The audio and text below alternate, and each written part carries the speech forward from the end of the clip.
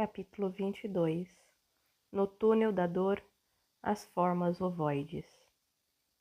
O mundo do suicida, colocado à nossa frente, dava-nos a certeza da justiça de Deus. Os pais, por mais que amem os filhos, não têm o direito de manejá-los. Somos donos da nossa vontade. Se os pais se mirassem em Deus, não sofreriam tanto com as exigências dos filhos, principalmente quando estes desejam a liberdade, mesmo que esta não venha a ser a certa. O homem, sendo imortal, deveria cuidar-se mais, o que não acontece.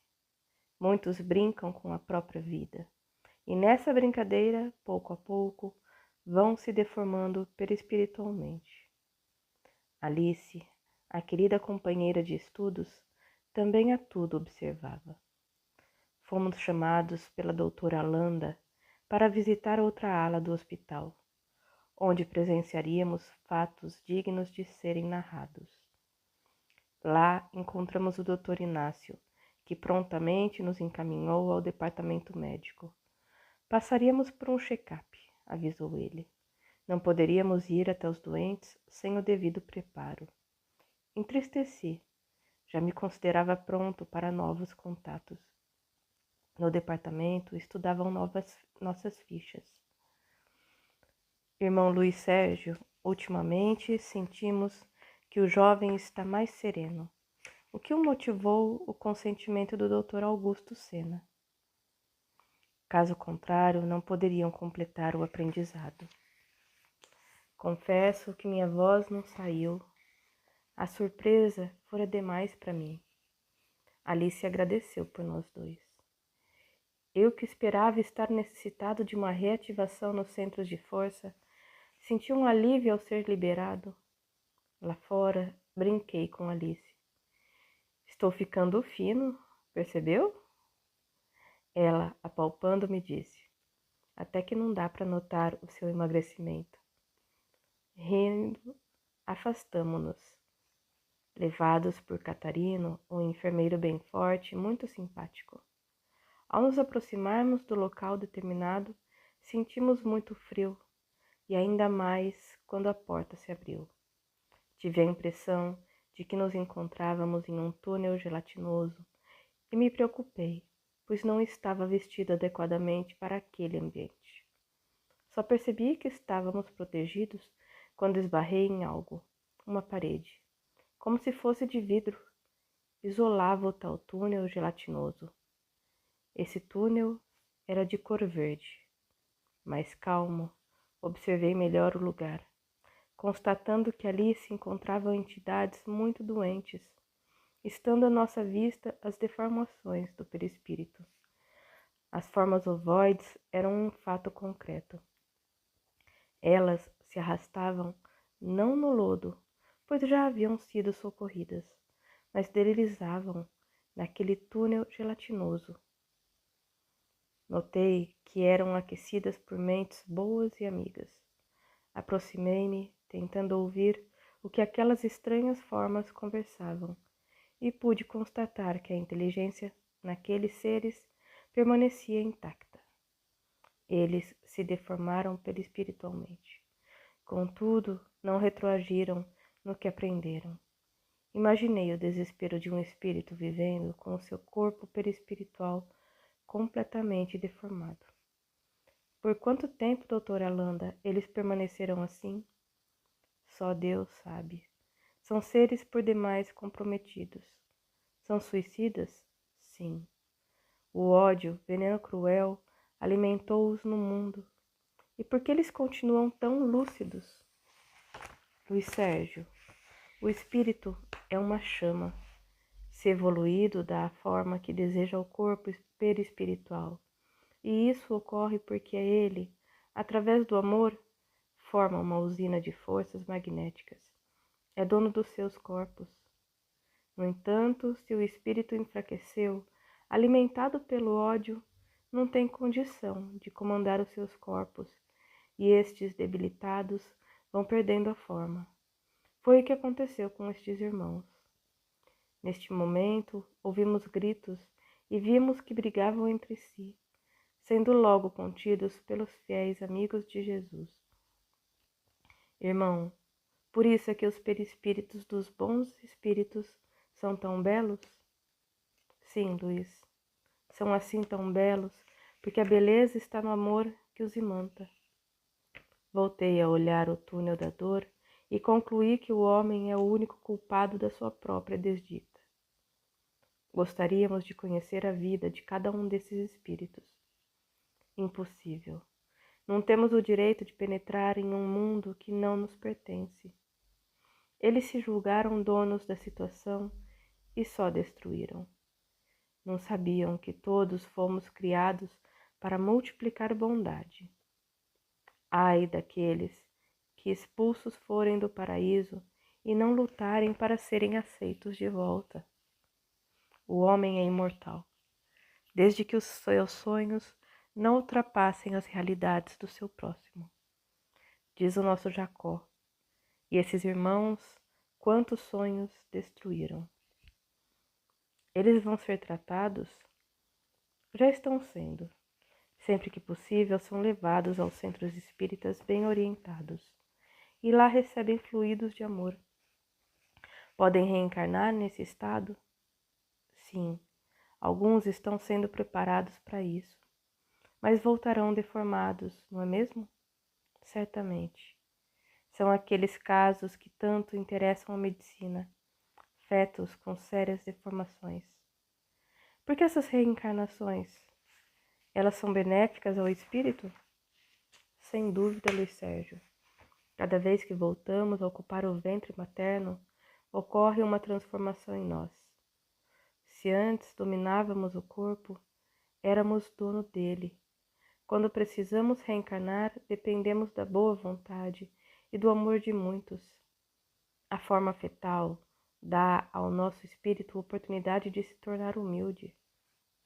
Mesmo sem permanecerem longo tempo na matéria física, os espíritos comprometidos ganham uma luminosidade nos breves momentos em que lutam por isso. Por certo, irão reencarnar várias vezes, esmolando amor e respeito, o que não tiveram por ninguém, até que voltem a ter uma forma perispiritual sem deformações. Meu Deus, como devem sofrer! Sim, principalmente porque continuam bastante inteligentes e não se conformam de terem perdido o comando de seu corpo. Alice, apoiada em mim, conduía-se daquelas formas ovoides que deslizavam no pântano da dor, e quando a convidei para nos retirarmos, ela me abraçou forte, dizendo: Sérgio, como somos felizes!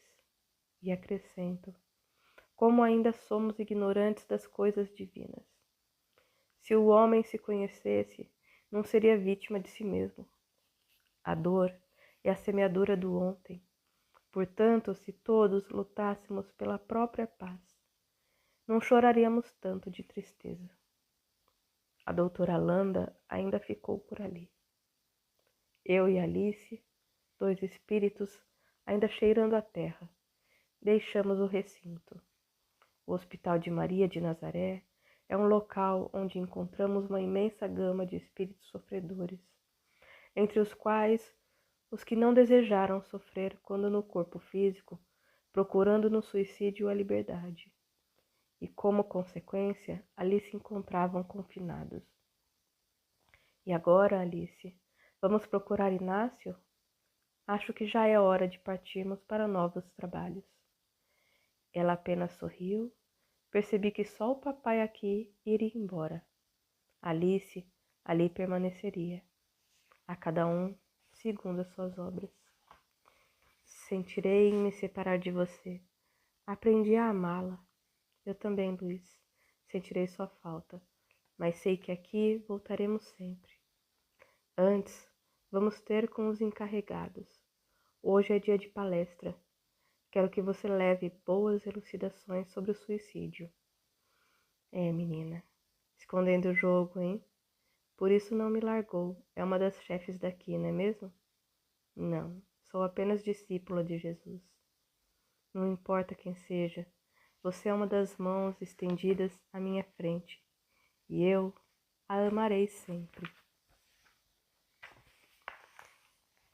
Capítulo 23. Comandantes do ódio. O painel da agonia. Os dias passados, ao lado daqueles doentes suicidas, fizeram-me refletir sobre o cuidado que deve ter quem é convidado a falar em público. Por várias vezes já presenciamos irmão em total desespero, ouvindo explanações sobre suicidas, quando nem sempre podemos dizer que todos sofrem junto ao corpo em decomposição. Cada caso é um caso, e tenho constatado esta verdade. O livro dos Espíritos também nos mostra as diferentes classificações de suicidas. Alice, você gosta de trabalhar aqui? O trabalho com Jesus é gratificante em qualquer setor. Ao lado dos que sofrem, os nossos valores ficam mais burilados. Muito tenho aprendido aqui, principalmente com a humildade dos médicos e enfermeiros. Inácio e Alanda de nós se acercaram. Como vamos, meus amigos? Muito bem. Infelizmente, logo os deixarei. Tenho de retornar às aulas teóricas. É isso, meu rapaz. Bendita seja a sua vontade de aprender. Como seria bom se todos assim agissem. Não pretendo forçar ninguém a fazer o mesmo. É o meu espírito que está sendo beneficiado. Eles nada disseram, mas nos encaminharam a um novo local, onde 3 lanceiros nos esperavam. Inácio e Alanda vestiram um jaleco violeta, enquanto eu e Alice um lilás bem pálido. Nisso, reencontramos Silas e Nari com as mesmas vestimentas. Como é bom reencontrá-los, falei. Os nossos amigos me sorriram e fomos entrando. À medida que avançávamos, tinha uma forte impressão de que estávamos na terra, de que ali era um túnel, um corredor bastante estreito e úmido. Exalavam um cheiro bem forte e desagradável de carne queimada. Para não desviar a atenção, tanta curiosidade de saber onde nos encontrávamos, tratei de orar. Eu, que me julgava pronto a voltar para a colônia, ia presenciar o novo tratamento. Deparamos, ao chegar, com muitos espíritos deitados pelo chão, amontoados uns sobre os outros. Suas fisionomias eram bem diferentes das dos homens normais. Pareceu-me que eram peludos. O doutor Inácio medicou-os. O interessante é que eles tateavam como cegos, procurando enxergar-nos. Enfurecidos, brigavam entre si. Estavam maltrapilhos e pude notar que quase todos usavam uniformes. Não me contive. Irmã Alanda, por que estão fardados?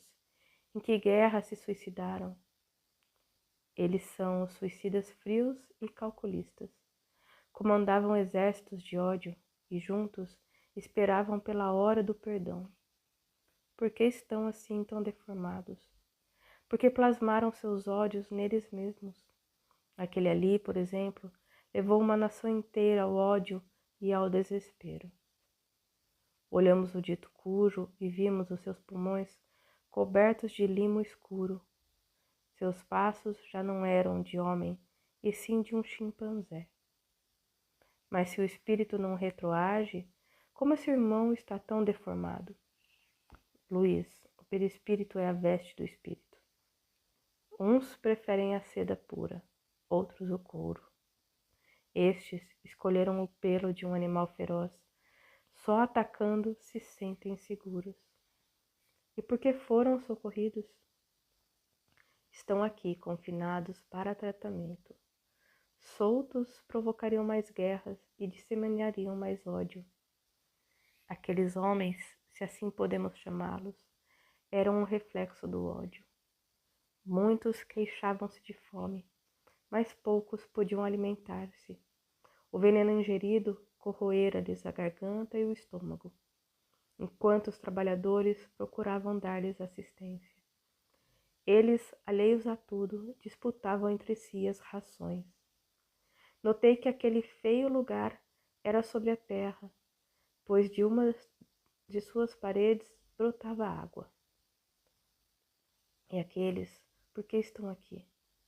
Indaguei, apontando outro grupo. Suicidaram-se. Iam pegar um comboio para fugir, mas resolveram morrer juntos. Eles sabem que desencarnaram? Penso que sim, mas fingem o contrário. Os ponteiros do relógio não param na hora da dor ou da alegria, mas naquele lugar eles pararam, porque aqueles seres ainda não despertaram para a verdade do amor. Era um amontoado de espíritos ainda prisioneiros do ódio e da vingança. É certo? Perguntei. Ficarem presos aqui? Sim. Venha cá e olhe neste aparelho. Se forem soltos, veja o que os espera lá. Meu Deus! Exclamei. Eu nem acreditava no que meus olhos viam. Uma multidão gritando o nome daqueles que no ontem lhes maltrataram. Seria um exército contra outro. Então compreendi porque às vezes Deus nos aprisiona. É que ainda não sabemos ser livres. Alice segurou bem forte meu braço e fomos caminhando para fora. Cada momento da minha vida vem sendo de grande proveito para o meu espírito. Às vezes as lições me parecem amargas, mas com o passar do tempo, curvo-me diante de meu Deus por tantas bênçãos. Meu coração transbordante de amor contempla o trabalho de Jesus na terra e sinto vontade de gritar bem alto. Amigo, você que hoje se encontra sozinho, oprimido, julgando-se infeliz e abandonado, sentindo vontade de morrer para fugir dos problemas, olhe à sua frente. Verá sempre mãos estendidas, que somente você poderá enxergar. Espero que não tome qualquer atitude sem antes procurar a solução na prece. Ela o apresentará a Jesus. Alice, vendo-me silencioso, carinhosamente enlaçou-me o ombro. Garoto, quanto deseja pelos seus pensamentos. Quero que todos os seres sejam felizes e encontrem o que já tivemos, a felicidade de encontrar. Luiz, às vezes sentia-me tão sozinha, mas desde que comecei a trabalhar com suicidas, compreendi a verdadeira solidão. Eles sim, sentiram-se sozinhos. Por isso procuraram a companhia da morte.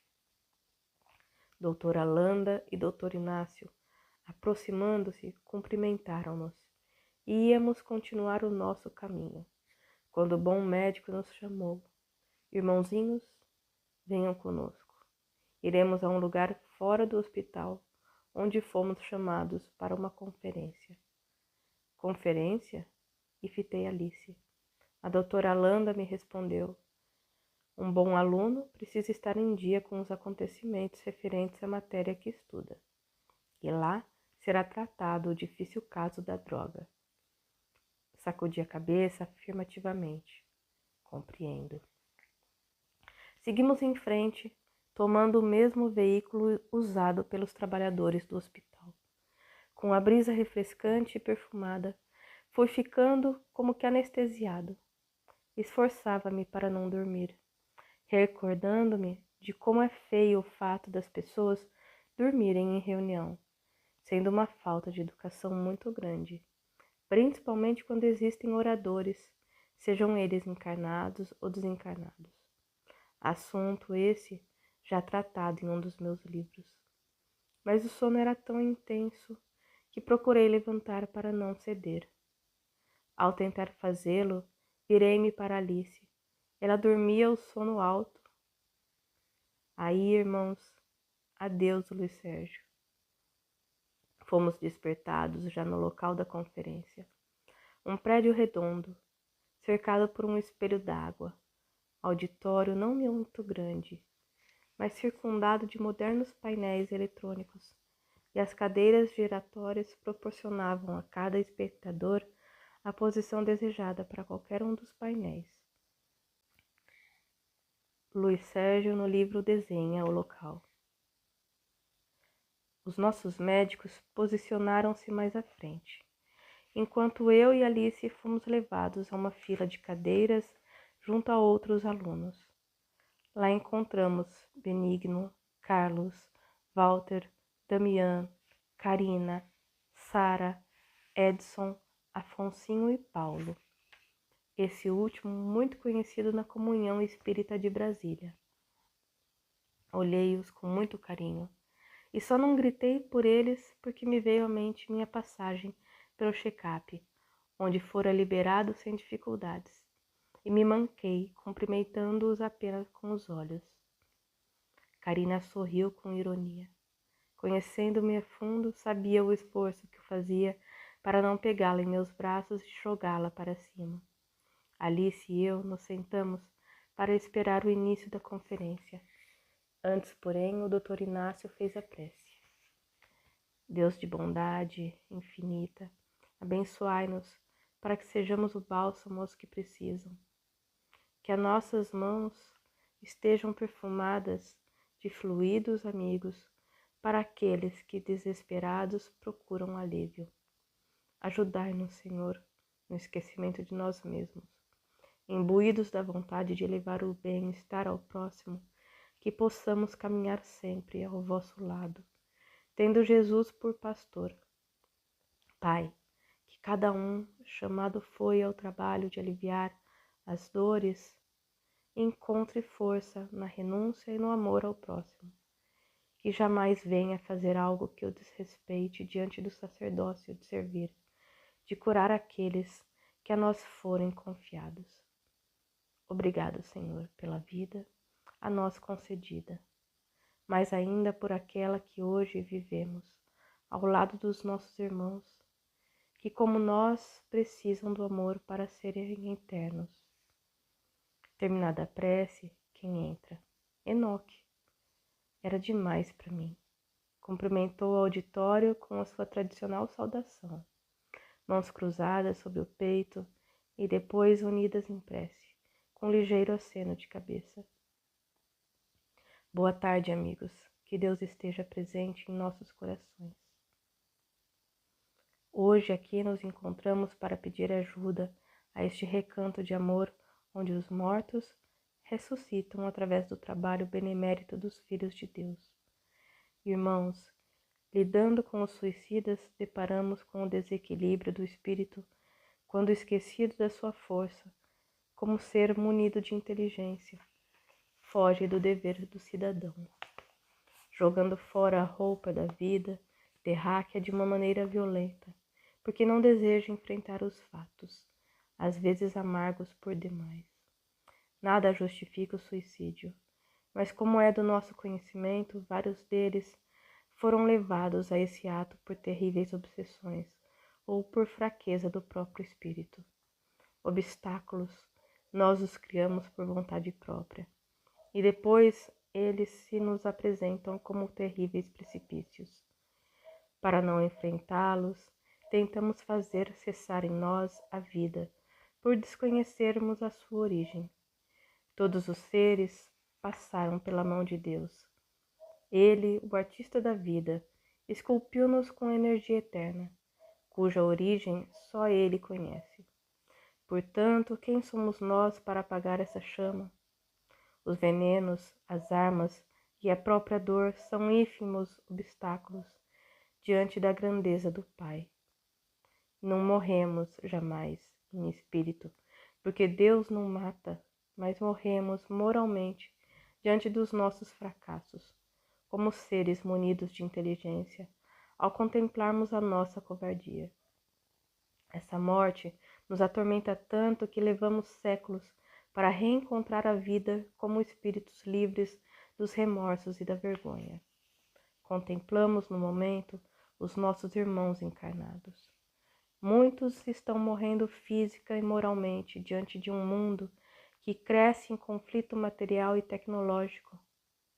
Há uma determinação em certos homens de dominar outros homens, esquecidos da fragilidade de seus corpos. Não percebem que estão se desgastando lentamente, esquecendo-se de que nossas vestes foram por Deus concedidas para descermos ao oceano da purificação, tal qual crianças famintas diante de farta mesa de guloseimas. Os homens só pensam em si, em seu conforto, em sua vontade de aproveitar a vida, afundando-se no lodo da ganância e dos vícios. Assim começa o tormento dos lares, e entra em cena a droga, que terrivelmente vai tomando conta do homem como se fossem crianças, ainda dependentes da maldade dos próprios irmãos de jornada. Só quem vive o drama de consciência de um dependente da droga pode imaginar o que significa a besta do Apocalipse. Se visitarmos um sanatório de doentes mentais, vamos ficar preocupados e indagar: é possível viverem essas criaturas alheias à sociedade? Trata-se de um mundo à parte, enquanto que os drogados estão ao lado de cada um de nós e são tanto ou mais sofridos do que os doentes mentais. Eles estão se suicidando lentamente, apenas porque não possuem força de vontade para dizer não ao vício, que os deforma perispiritualmente a cada instante. Hoje, trouxemos para os irmãos um fato ocorrido há 4 dias na Terra. Por favor, olhem para o painel 4. Ali nos defrontamos com a realidade da droga. São jovens de 18, 17, 15 anos. Crianças ainda. Esperemos uns segundos. Só o tempo de girarem as cadeiras. E todos viraram-se para o painel a que se referia. Surgiram na tela jovens preparando seringas sem a mínima higiene. Antes, tomaram comprimidos e puxaram fumo, para depois aplicarem a dose de cocaína. Bem experiente no trabalho, quem filmou esses irmãos localizou o interior do corpo humano e presenciamos uma cena chocante. A circulação sanguínea passou a ocorrer como se o sangue houvesse engrossado, e tal era a velocidade do trabalho das glândulas suprarrenais e cerebrais, que mais parecia um vulcão prestes a entrar em erupção. Podemos comparar a uma usina elétrica recebendo carga, além da capacidade de suas máquinas. Os rapazes corriam desesperados, numa alucinação terrível, como se todo o sangue do corpo houvesse subido à cabeça. Lamentei nesse momento nada saber de medicina, mas os médicos espirituais permaneciam atentos ao que se desenrolava na tela. O filme mostrava o estado de um corpo físico recebendo a overdose, um suicídio violento, enquanto a equipe dos raiozinhos de sol tentava salvar os caras, mas eles estavam a fim de curtir um barato. Só que esse barato é o mais caro que um espírito pode pagar, na lei de causa e efeito, pois ele levará muitos anos para prestar contas de todo um corpo que lhe foi oferecido pela bênção da encarnação. A câmara ainda focalizava o interior dos corpos dos jovens e não foi nada fácil para nós presenciar a destruição de um corpo, tal a violência da droga. Meus irmãos, vocês não avaliam o suplício por que passavam. O impacto foi tão terrível que eles gritavam de dor, principalmente nos rins. Era uma agonia cruel, nunca pensada. Os médicos nada podiam fazer. Fora uma opção tomada por parte daqueles espíritos. De longe recebiam passes, mas em total alucinação nem podiam ser socorridos. Enoque desligou o painel e concluiu: como este caso estamos tendo inúmeros neste início de férias. E ainda vem por aí o carnaval. Precisamos de ajuda. Os meus ótios estão morrendo e eles nos pedem: não te esqueças de mim. Todo o auditório se encontrava estupefato e comovido. Eu chorava muito, abraçado a Alice e Carina. Meu Deus, e eles estão ainda lá sofrendo? Perguntou-me Alice, sabendo ela que Enoque havia me levado aqueles irmãos. Sim, até desejarem ser socorridos. Sem pressa, deixamos o auditório e lá fora abracei os meus amigos, não com alegria, pois meu coração sofria por aqueles que não querem a felicidade.